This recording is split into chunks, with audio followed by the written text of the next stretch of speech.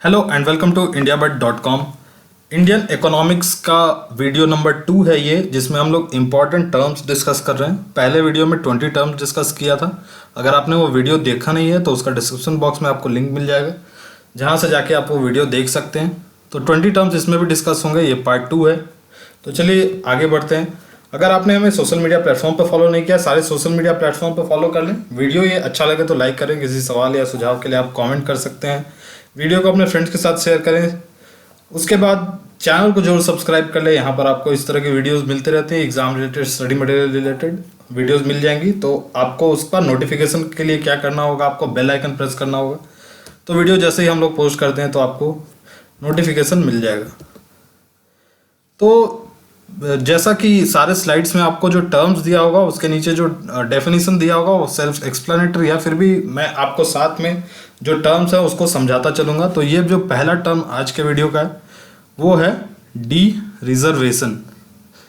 तो D reservation का मतलब होता है कि किसी इंडिविजुअल या ग्रुप ऑफ एंटरप्राइजेज को अलाउ करना गुड्स एंड सर्विसेज प्रोड्यूस करने के लिए, जो कि पहले प्रोड्यूस किया जाता था कुछ या एक पार्टिकुलर इंडिविजुअल और ग्रुप ऑफ एंटरप्राइजेस के द्वारा। तो इंडिया में क्या है, ये अलाउ जैसे किया गया लार्ज स्केल इंडस्ट्रीज को वो गुड्स और सर्विसेज प्रोड्यूस करने के लिए, जो कि प्रोड्यूस की जाती थी ओनली स्मॉल स्केल इंडस्ट्रीज के द्वारा। दूसरा टर्म है डीवैल्यूएशन। इसमें अगर एक्सचेंज रेट गिर जाता है, जो इसके कारण वैल्यू ऑफ करेंसी भी गिरता है in terms of other countries. तो जैसे रुपी का डीवैल्यूएशन हुआ, मतलब यूएस, अगर हम लोग डॉलर से रुपी डीवैल्यू हुआ, इसका मतलब रुपी का जो वैल्यू है वो गिर जाएगा in comparison to US dollars. तो इसको हम लोग बोलेंगे डीवैल्यूएशन। नेक्स्ट टर्म है डिसइन्वेस्टमेंट। काफ़ी हॉट टॉपिक है अभी करंट सिनेरियो में, क्योंकि गवर्नमेंट के भी काफ़ी अनाउंसमेंट्स आए हैं। तो एक डेलिबरेट सेल होता है कैपिटल स्टॉक में, किसी कंपनी के कैपिटल स्टॉक में, ताकि रिसोर्सेज या फिर चेंज ऑफ इक्विटी हो सके और मैनेजमेंट स्ट्रक्चर में हो सके। तो ये मेनली क्या होता है, कैपिटल जनरेट करने के लिए होता है। तो अपने शेयर्स जो हैं वो बेचती है कंपनीज, और इक्विटी के फॉर्म में बेच देंगी शेयर होल्डर्स को, या किसी दूसरे कंपनी को बेच सकती है। एम्प्लॉयर्स, तो इसमें होता है वो सेल्फ एम्प्लॉयड वर्कर्स जो कि बाय एंड लार्ज रन किए जाते हैं एंटरप्राइजेस के द्वारा थ्रू हायरिंग लेबरर्स। तो एम्प्लॉयर्स वो हुए, कोई कंपनी है जो दूसरों को रोजगार दे रही है बाय पेइंग सैलरीज, तो इसको हम लोग बोलेंगे एम्प्लॉयर्स। नेक्स्ट टर्म है एंटरप्राइज।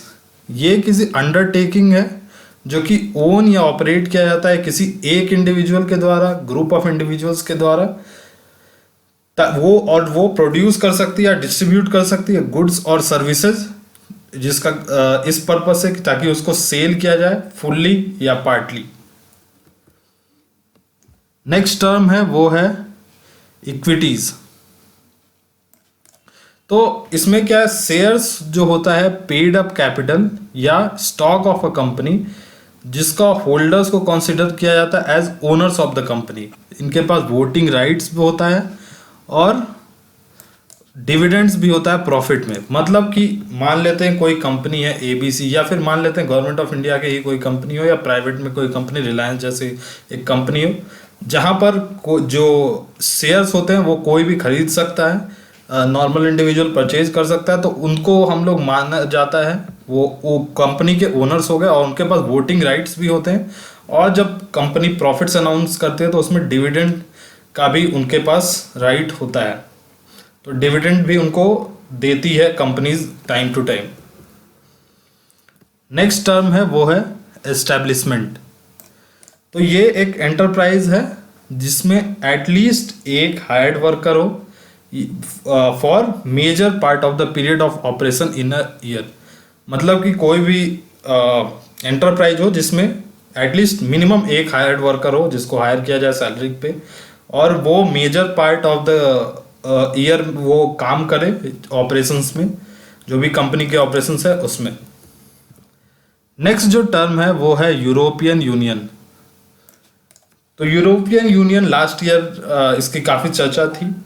तो इसमें से यूनाइटेड किंगडम हटा था। तो इस यूरोपियन यूनियन क्या है? ये यूनियन है 27 डिफरेंट स्टेट्स बोलिए, कंट्रीज बोलिए उनका, जिसको बनाया गया था ताकि पॉलिटिकल, इकोनॉमिकल और सोशल कोऑपरेशन को इंक्रीज किया जा सके, इन्हेंस किया जा सके यूरोपियन कॉन्टिनेंट में।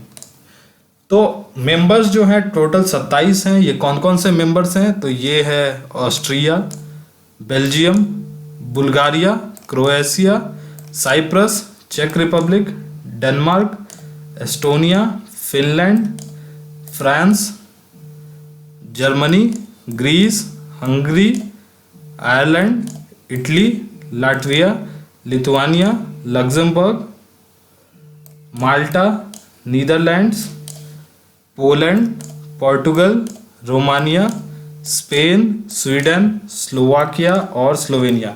रिसेंटली इसमें से यूनाइटेड किंगडम हट गया था। नेक्स्ट जो टर्म है वो है एक्सपोर्ट ड्यूटीज। तो ये है टैक्सेस इम्पोज किए जाते हैं जो गुड्स पे, तो जो कि किसी एक कंट्री से के द्वारा एक्सपोर्ट किया जाता है, उसको मतलब निर्यात किया जाता है। कोई भी गुड अगर दूसरे कंट्री को, तो उस पर गवर्नमेंट एक टैक्स लगाती है, तो उसको हम लोग बोलते हैं एक्सपोर्ट ड्यूटीज। नेक्स्ट है एक्सपोर्ट प्रमोशन। तो ये है एक सेट ऑफ मेजर्स होता है जो कि इंक्लूड, इसमें क्या क्या होता है, फिस्कल और कॉमर्शियल सपोर्ट मेजर्स और steps aimed at removal of trade barriers. जितने भी ट्रेड बैरियर्स उसको कम करने के लिए किसी गवर्नमेंट के द्वारा की जाती है, ताकि वो किसी गुड्स के एक्सपोर्ट को प्रमोट किया जा सके। और इसका फ़ायदा ये होता है, इसका अचीवमेंट के लिए होता है कि ताकि वो अचीव कर सके एक हायर इकोनॉमिक ग्रोथ और फॉरेन एक्सचेंज अर्निंग्स। नेक्स्ट जो टर्म है वो है एक्सपोर्ट इंपोर्ट पॉलिसी।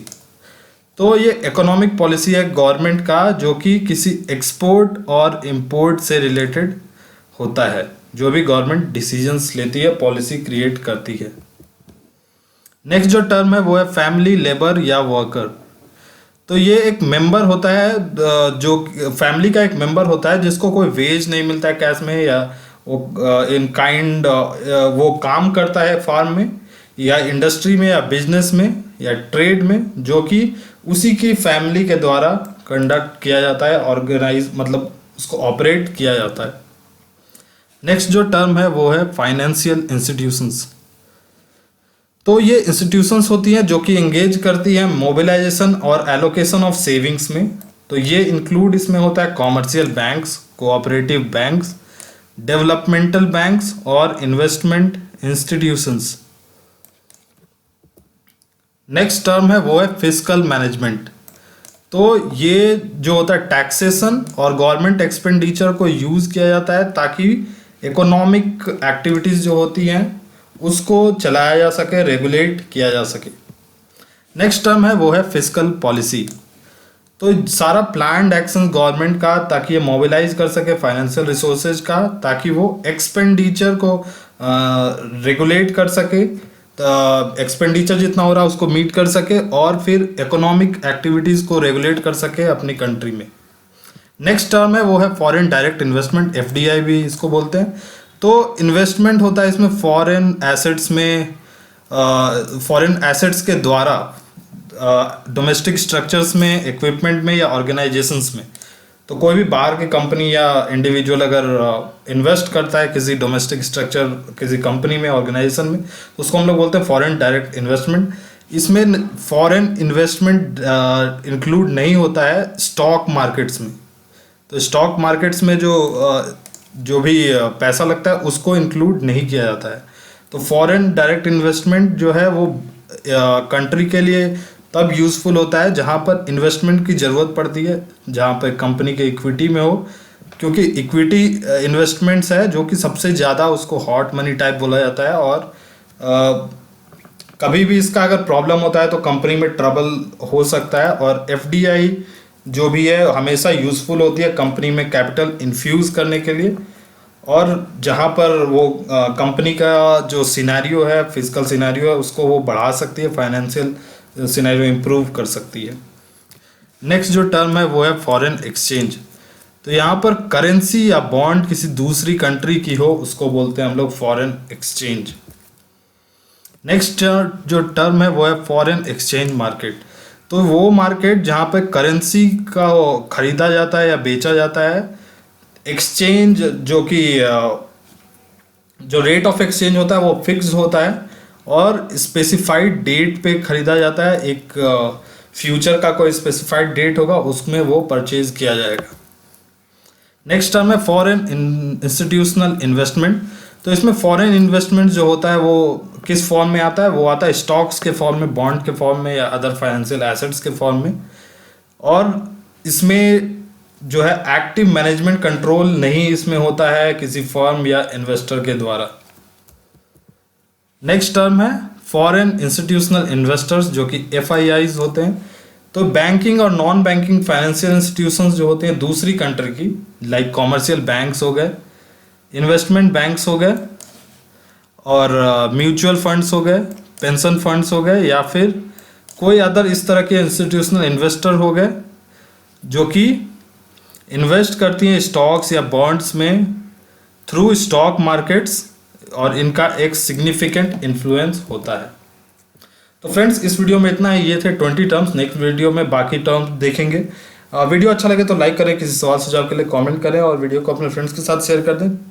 चैनल को जो सब्सक्राइब कर लें क्योंकि इस तरह के वीडियोस जैसे हम लोग आपके पास लाने के लिए अपलोड करेंगे तो आपके पास नोटिफिकेशन पहुंचे और उसके लिए आपको बेल आइकन भी प्रेस करना पड़ेगा। सारे सोशल मीडिया प्लेटफॉर्म पर फॉलो कर लें, लिंक डिस्क्रिप्शन बॉक्स में मिल जाएगा।